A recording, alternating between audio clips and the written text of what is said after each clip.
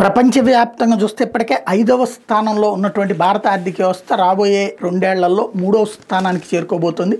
దీనికి కారణం భారతదేశంలో ఇప్పుడు పన్ను వసూళ్లలో వచ్చినటువంటి మార్పులు ఒక సిస్టమేటిక్ రావడం. ఆదాయ పన్ను శాఖ తాజా డేటా ప్రకారం ఈ ఆర్థిక సంవత్సరం ఫిబ్రవరి 28 వరకు 9.11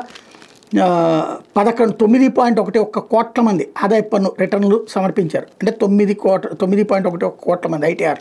ఇందులో 8.56 కోట్ల రిటర్నులు ఈ వెరిఫికేషన్ పూర్తయిపోయింది.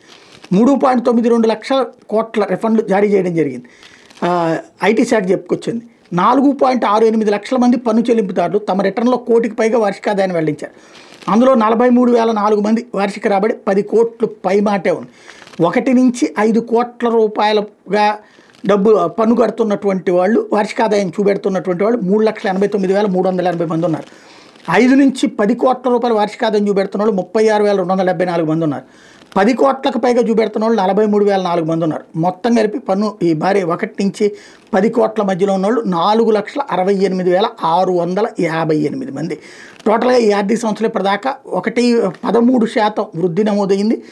ప్రత్యక్ష పన్నుల వసూలు 21.26 లక్షల కోట్లకి చేరడం అన్నటువంటిది భారతదేశానికి సంబంధించినటువంటి కీ పాయింట్.